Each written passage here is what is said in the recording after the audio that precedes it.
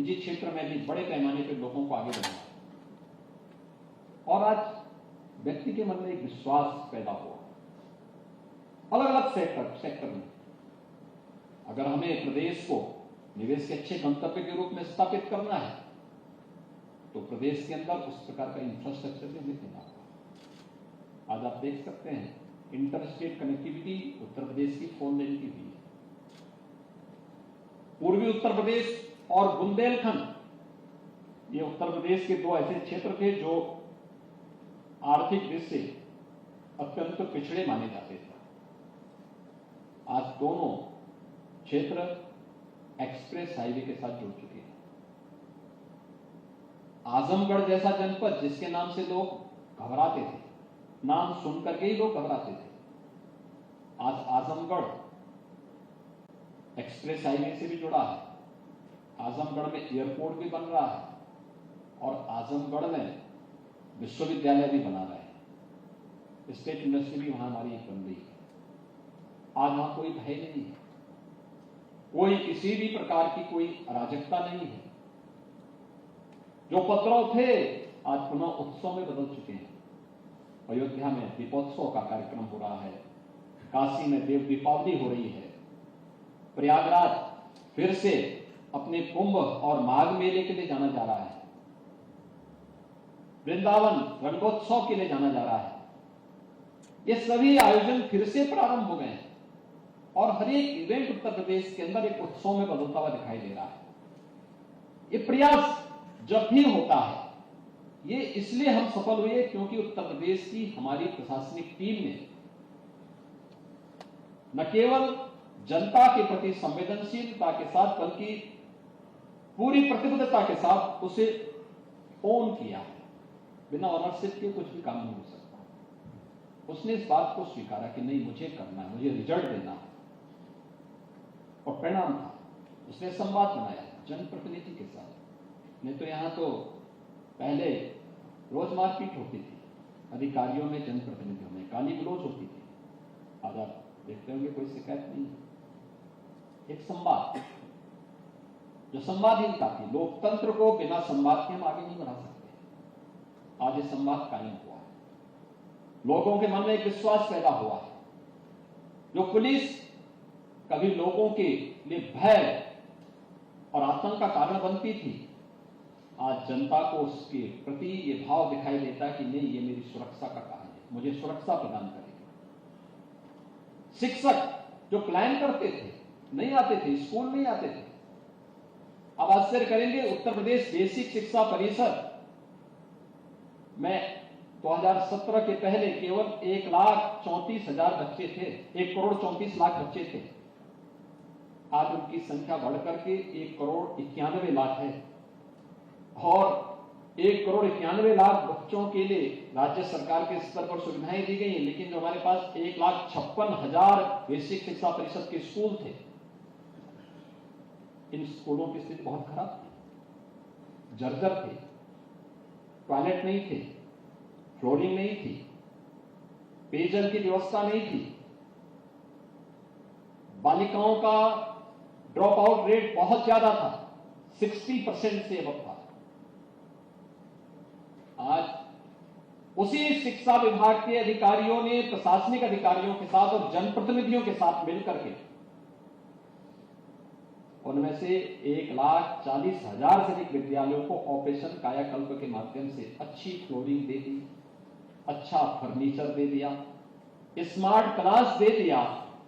आपने देखा होगा कल चित्रकूट के जिलाधिकारी को आदरणीय प्रधानमंत्री जी ने दिल्ली में सम्मानित किया, चित्रकूट जनपद। वहां पर भी ऑपरेशन कायाकल्प के माध्यम से,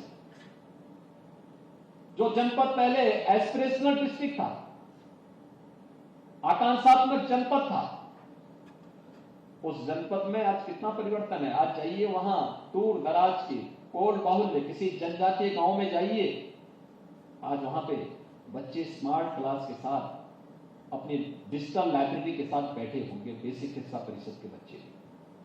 ये परिवर्तन उसी शिक्षा विभाग के लोग, जो शिक्षक पहले स्कूल नहीं जाता था, आज अपने विद्यालय के प्रति अपने दायित्वों का निर्वहन करता हुआ दिखाई देता है। और इससे से हम लोगों की बहुत बड़ी जिम्मेदारी बनती है। टीम, अगर प्रशासनिक टीम चाह ले तो परिवर्तन हो सकता है, वे परिवर्तन के वाहक बन सकते हैं।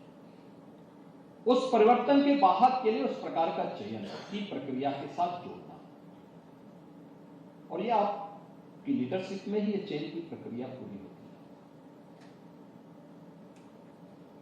और मुझे लगता है कि समय आ गया है कि हम देखें वास्तव में जिसका हम चयन कर रहे हैं, ठीक बात है, ब्रिलियंट हो, अच्छी बात है, साथ बुद्धि तो हो, लेकिन और केवल नकल के साथ साथ उसमें अकल भी हो, कार्य करने के सामर्थ्य भी हो, लीडरशिप का गुण भी हो, निर्णय लेने की सामर्थ्य भी हो, और आम जनमानस के बीच में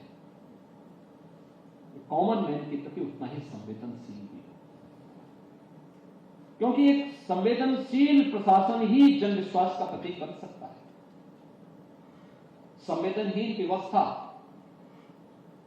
लोकतंत्र में हम आम जनमानस की उपेक्षा नहीं कर सकते, उसकी अनदेखी करके हम किसी व्यवस्था को सफलता की ऊंचाइयों तक पहुंचाने की कल्पना कर रहे हैं। यह एक दुस्वप्न जैसा होता है, इसको कभी नहीं कर सकते। हमारा प्रयास होना चाहिए अधिकाधिक संवेदनशील, जनता के प्रति संवेदनशील, एक गरीब के प्रति संवेदनशील,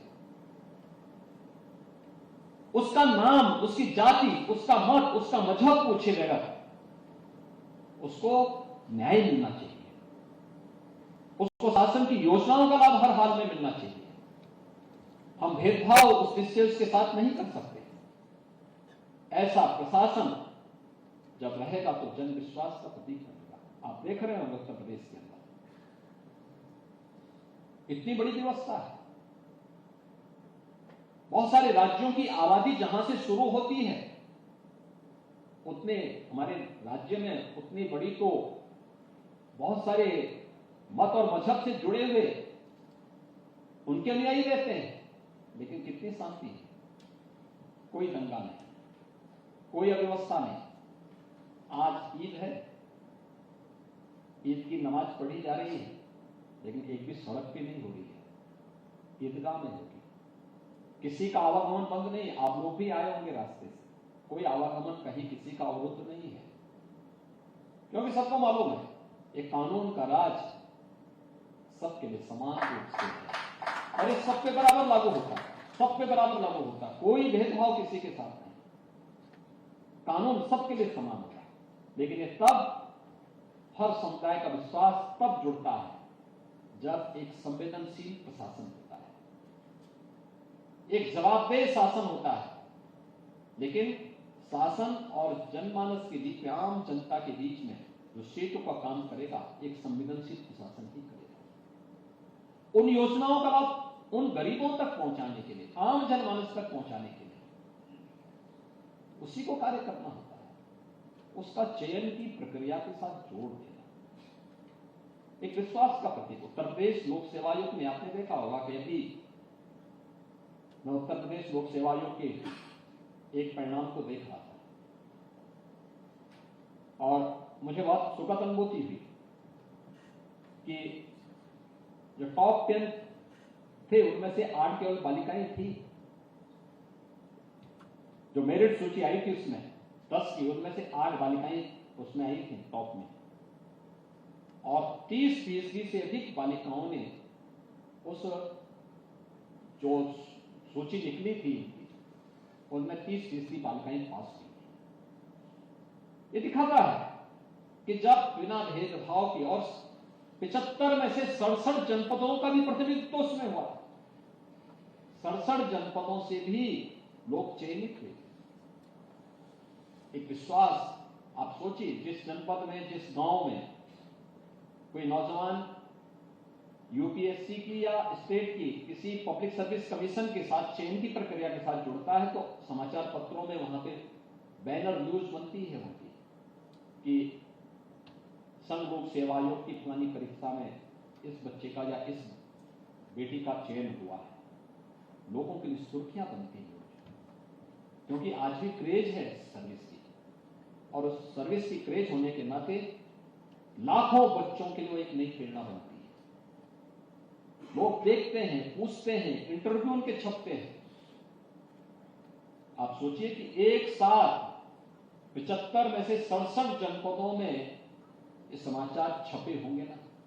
तो एक समाचार उत्तर प्रदेश लोक सेवा आयोग का, उन्होंने Uttar Pradesh public service commission का परिणाम दे दिया। लेकिन परिणाम अगर केवल भेदभावपूर्ण होता, प्रयागराज में छपता, बहुत होता लखनऊ में छपता, प्रदेश के अंदर छपता तो एक कॉलम की न्यूज बनकर के रह जाती। लेकिन वहां से कॉलम की न्यूज उन्होंने दी, लेकिन कॉलम की न्यूज जब जनपद में पहुंचती है तो 6 कॉलम का इंटरव्यू उस सफल अभ्यर्थी का होगा जिसका चयन उसके साथ हुआ है। उनके नातेदार, रिश्तेदार, मित्रों और समाज के तमाम शुभ चिंतकों की शुभकामनाएं उसके साथ जुड़ी होती हैं। लोगों के मन में विश्वास पैदा होता है बिना किसी सिफारिश के, योग्यता के आधार पर। इससे बड़ा सामाजिक न्याय और क्या है? अगर हम बिना भेदभाव के चयन की प्रक्रिया को आगे बढ़ा रहे हैं, और यही तो है सबका साथ सबका विकास का, यही है सबका विश्वास और सबके प्रयास का। सबने मिलकर के इस प्रक्रिया को आगे बढ़ा दिया और वो प्रक्रिया इतनी अच्छे ढंग से आगे बढ़ी कि आज मैं देखता हूं प्रयागराज में अब लोक सेवा आयोग के कार्यालयों का घेराव नहीं होता है। 17 के पहले क्या स्थितियां थी, भयावह दृश्य होते थे।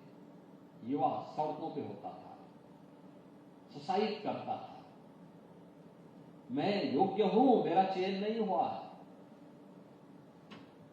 लेकिन आज दृश्य नहीं है। आज हर नौजवान इस बात को कहता है, नहीं साहब अच्छा हुआ। आज वह जानने का इच्छुक होता है, उसके मन में एक विश्वास है और तैयारियां करेगा।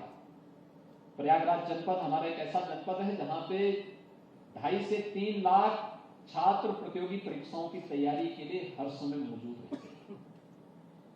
वहां किसी भी घर में आप जाएंगे तो वहां पर आपको बच्चे परीक्षाओं की तैयारी करते हुए दिखाई देंगे।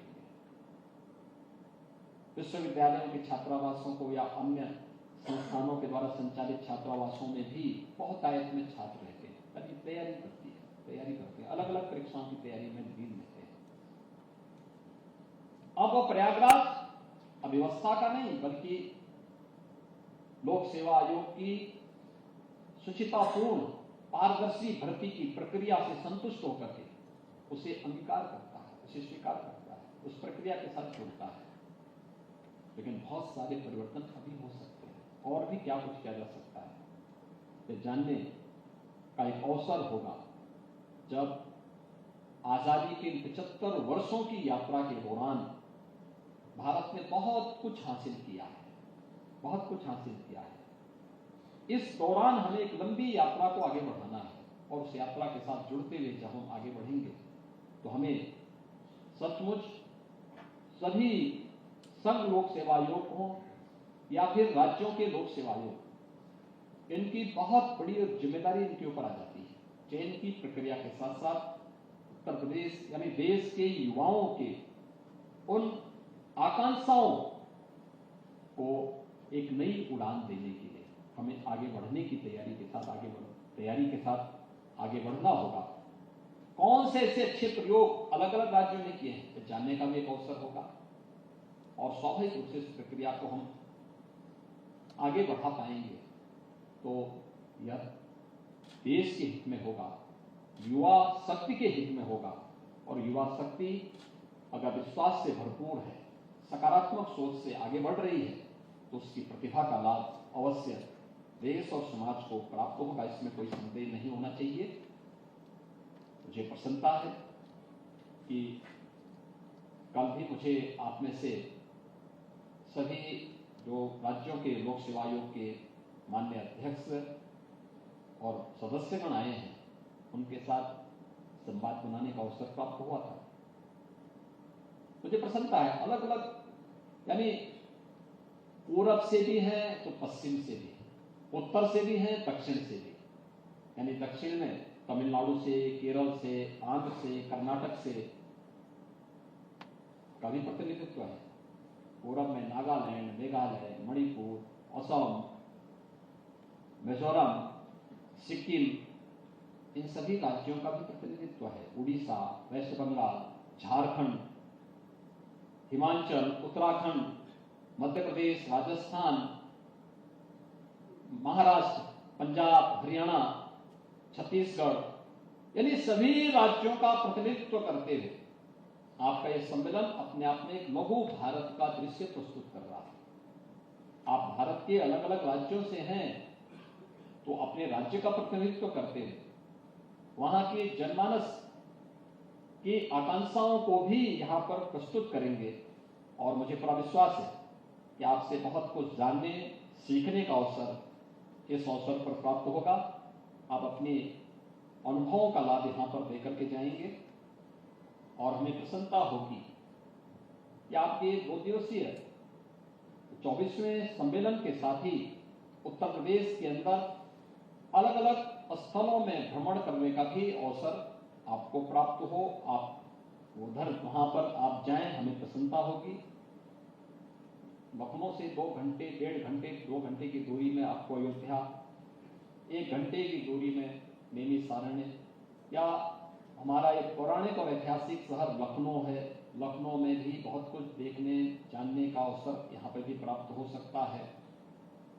काशी जाने के लिए भी यहाँ से व्यवस्था होगी और प्रयागराज या अन्य क्षेत्रों में भी आपको देखने का अवसर प्राप्त होगा। हमें प्रसन्नता होगी अगर आप देश के इतने राज्यों का प्रतिनिधित्व कर